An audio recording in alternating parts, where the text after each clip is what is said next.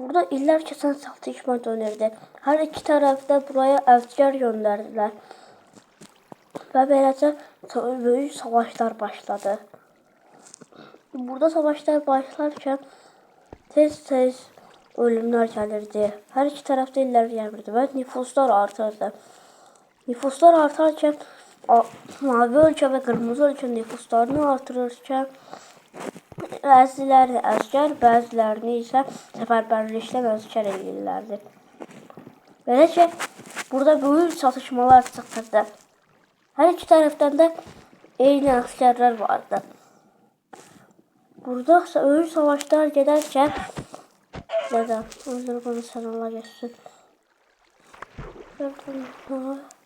Neyse, ben bunları bir şekilde bir şey edeyim yarın.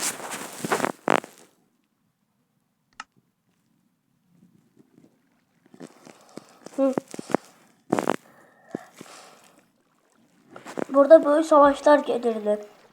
Hər iki tərəfdən də qayıblar gəlirdi, amma yenə də pes eləmirlərdi. Burası da yeşillərin olmuşdu və xatla öz ölkələrinə girməyə başladılar. Buraya girərkən təzədən bir şey eləməyə çalışdılar. Amma gücləri çatmırdı, çünki artıq yeməkləri azalırdı. Özləri çox böyük bir qayba gəlirdilər və mühimmatlar çox azalırdı. Amma yenə də buna rağmen hələ də savaşırlardı. Mavi ölkə nə qədər onlara dayan desələr də dayanmırdı. En sonunda savaşı dayandırmaq üçün mavi ölkə burayı özünü ilan edə, əgər ona verməsələr pis şanslar onlara qatlanacaqdı və hər ikisinin də torpaqları geri veriləcəkdi. Bunun qarşılığında hər ikisinin də torpağı geri verildi və beləcə oradakı qırmızı ölkənin bir insanda tutsak tutuldu. Və Çililər, Arjantinalar, onlar könədən udmuşlardı. Amma yenə də savaşana gəldilər. Və beləcə tez torpaq ələ keçirməyə başladılar. Arjantinlilər oraya əskər göndərdilər və nüfusları artdı. Amma yenə də Çililər həm yuxarıdan, həm də aşağıdan savaşmağa davam edirdi. Böyük bir direnişin ardından Arjantinlər köşəyə sıxışdığını anlayıb və Çililərlə nüfusunun artdığını görüb tez köhnə dostlarından olan Meksikaya yardım təlimatı göndərdilər. Meksikalılara bu ulaşan kimi çox istənib ora əskər göndərdi. Braziliyalılar da buna fürsət bilib tez ora əskər göndərdilər. Bunu görən Meksika çox istəndi və beləcə ora gönüllüləri aparırdılar.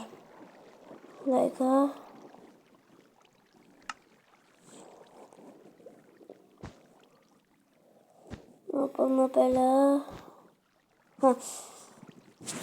buraya gönüllüləri apardılar və gönüllüləri aparan kimi böyük güc qazandılar.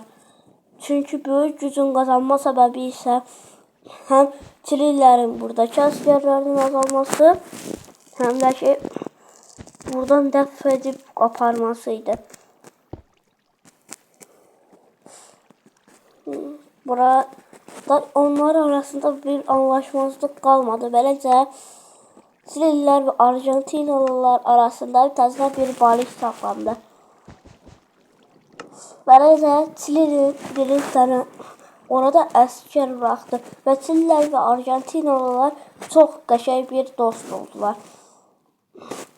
Oraya Çililər əskərlərini qoydu. Əgər hər hansı bir talimat gələrsə, tez Çililər də hərəkətə gələcəkdi.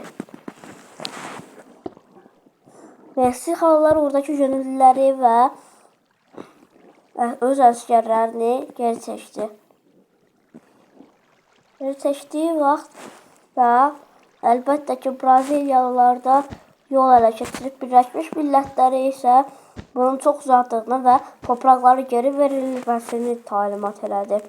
Birləşmiş Millətlərə qarşı qoymayacağını bilirdi. Çünki Meksikanın büyük nüfusu var olsa da gene de qabağındakı güclərin mühimmatları çox idi.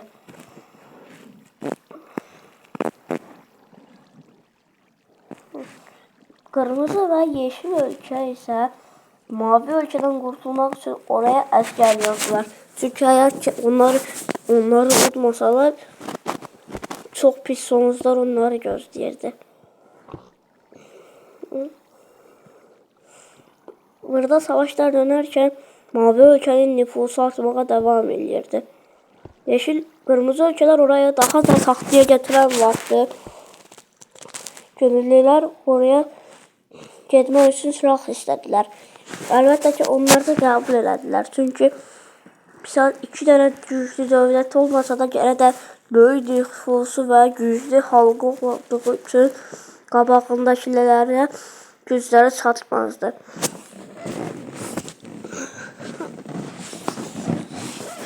Ve beləcə bu savaşlar sonrasında çok büyük bir tartışmanın ardından güclər hələ də kesişirdi. Gönüllülər oraya gittiler ve beləcə savaşmaya başladılar. Böyük savaşlar ve kayıplar sonrasında Qudula heç kimse olmadı.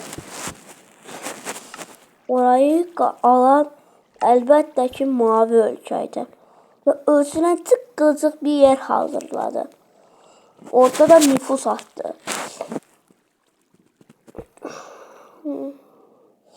Ve bu tarafa baktılar. Ama artık burada da savaşlar dönen vaxtı çok kızışmaya başladılar. Arjantina'nın rəngi və dost olduğunu gördüyü üçün tez kömək istədilər. Əlbəttə ki, yeşil ölkələrdə Meksikadan bir şey istədilər. Meksika oraya əskər göndərmək yerinə sadəcə mühimmat dəstəyi və yemək dəstəyi verdilər. Çünki əgər ki mühimmat verməzlərsə Birləşmiş Millətlər ona hamısı savaşa çıxardı. Çünki karşılarındaki güç olan kişi çok büyük bir ağır hasar görərdi. Orada mavi ölkə başkanı getdi və Çili ve Arjantina oraya əskər gönderdi. Arjantina ve mavi ölkənin başkanı orada dost gibi danışmaya başladılar.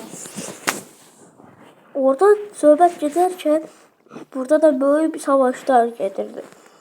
Her iki taraftan da kayıplar gelse de gene de mavi ölkənin mühimmatı ve güçlü halkı güçler olduğu için Birləşmiş Millətlər də toprakların geri verilmesini ve hamının bu savaşı bitirmesini lazım olduğunu dedi.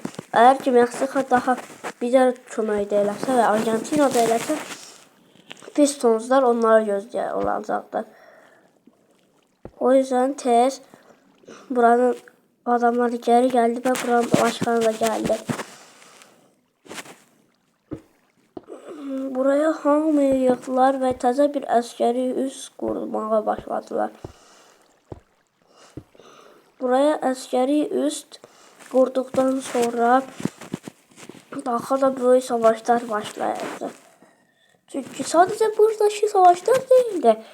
Ardı ardına böyük savaşlar da gelirdi. Çünkü böyük savaşların gelmesinin sebebi burada gizli Amerika'nın birilerini işgal planı vardı. Burada gene de kırmızı ve yeşil çatışması başladı. Sebebi ne olsa da bilirsiniz. Toprak meselesi.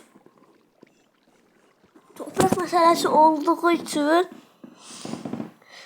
savaşlar çok devam ediyordu burada. Burada savaşlar dönerken eğer ki burada da savaşlar dönəcəkdi. Çünkü bura Amerika gizli orada planları eşidirdi ve böylece birçok şey əldə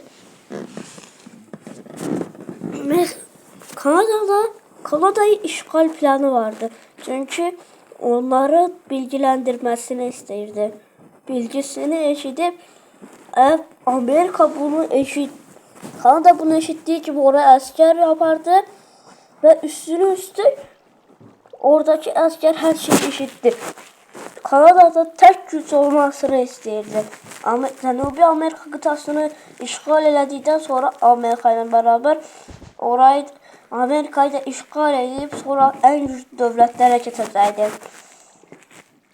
Bunların səbəbi isə Amerikanın güclü olmasını istəyirdi. Amerika-Kanada savaşında Meksikadan keçiş üstünə işlədi Amerika. Amma Meksika Amerikayı sevmədiyi üçün bunu rədd elədi.